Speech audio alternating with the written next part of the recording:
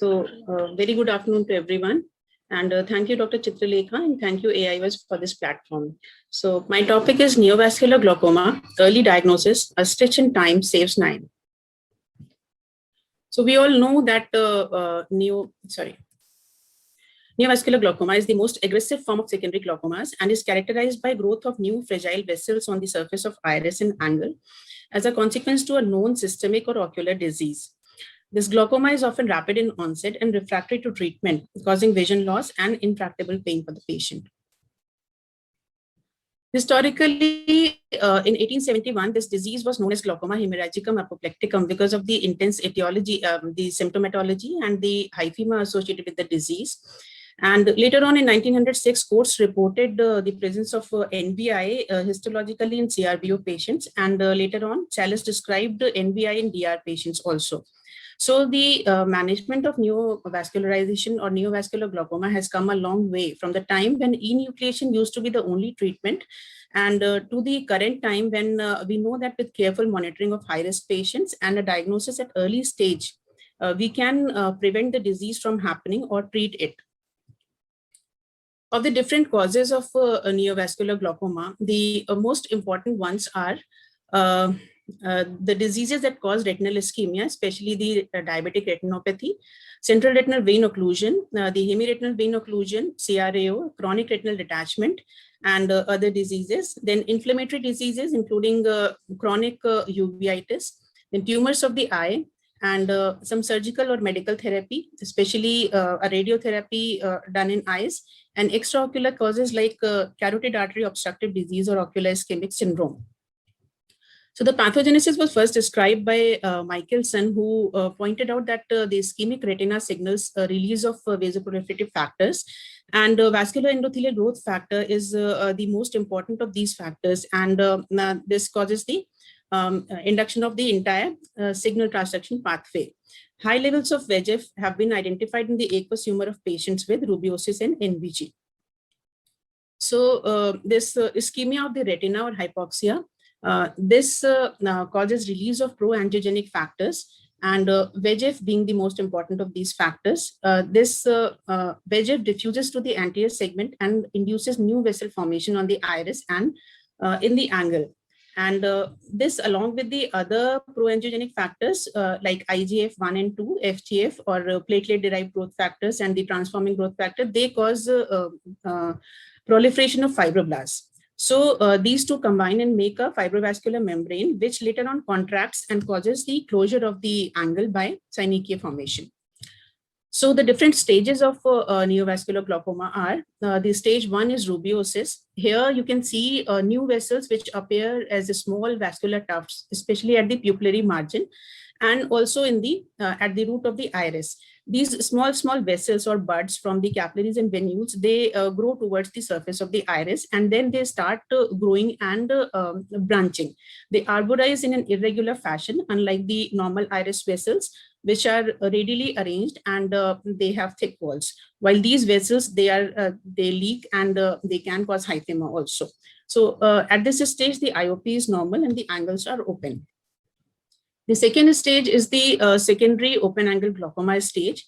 Here, along with the new vessels, the fibrovascular membrane also grows over the surface of the iris and gradually reaches the, in the angle, it percolates through the channels of the trabecular meshwork and causes a blockage of the TM channels.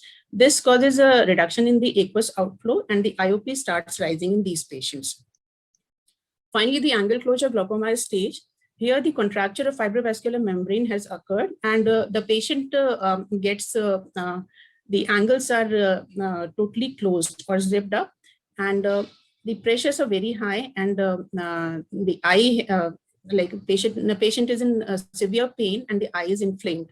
On examination, one can see a cryptless or a smooth iris surface with ectropion UV and a fixed and dilated pupil. So, talking of prevention, in neovascular glaucoma, to prevent the disease from happening, it is imperative that we target the population where either the disease has not set in, that is the pre-rubeosis stage, or the stage when the disease is in the earliest form, that is rubeosis. So an active intervention in these two stages can prevent the progression to neovascular glaucoma.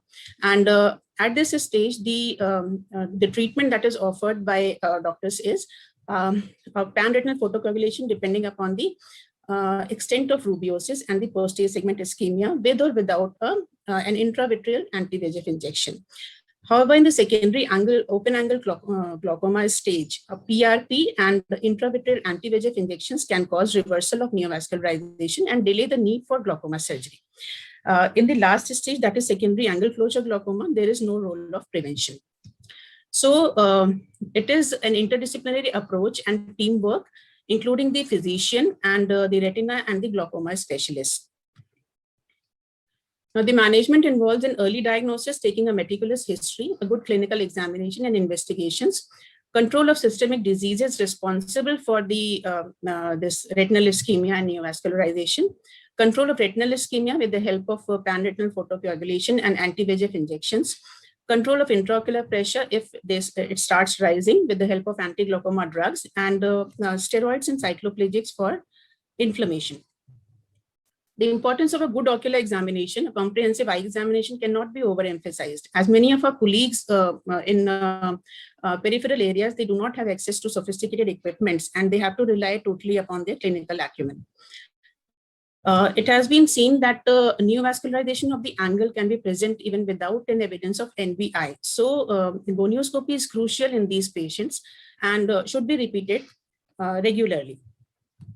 The second investigation is fundus fluorescein angiography, and it helps us in finding out the extent and the degree of retinal ischemia, and also helps in deciding the treatment strategy.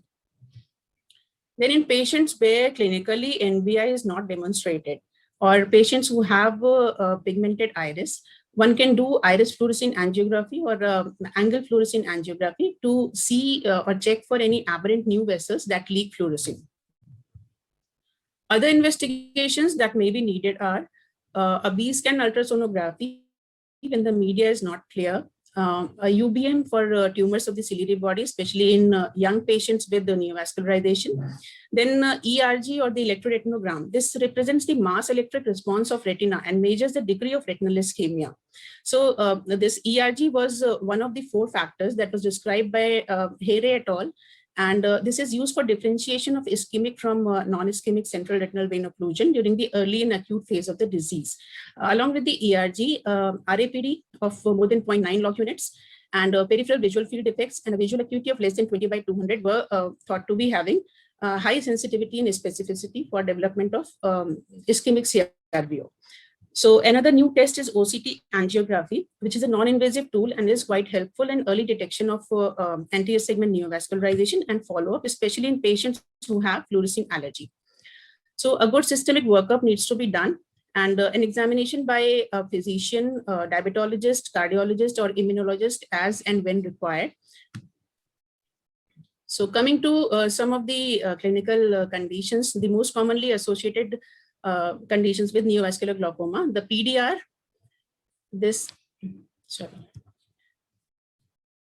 proliferative diabetic retinopathy, this constitutes 33% of the rubeosis cases, and the incidence of NVI in PDR eyes was found to be 65% in one of the studies.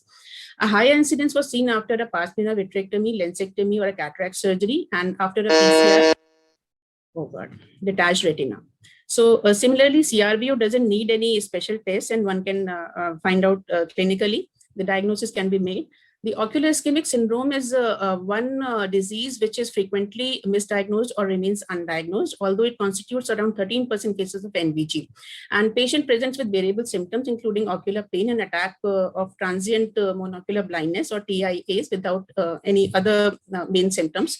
The pressure may be low in these patients despite a neovascular glaucoma and angle closure owing to this ciliary body hypoperfusion. The diagnostic tests are carotid Doppler ultrasonography, CT angiography, and MR angiogram can be used to find out the levels of obstruction. Then Pan-retinal photocoagulation, this is the mainstay of treatment and also for the prevention of NVG. And PRP destroys the outer photoreceptor RPE complex and reduces the oxygen demand. And this allows for the diffusion of choroidal oxygen to the inner retina and reduces the stimulus for release of angiogenic factors. Finally, the anti-VEGF therapy, the most commonly used agent is bevacizumab or Avastin. It is an anti-VEGF, a recombinant monoclonal antibody directed towards the VEGF and inhibits the effects of VEGF. This intravitreal bevacizumab is used in neovascular glaucoma as an adjunct to PRP, metal in surgical therapy, or when the media is too hazy for PRP completion.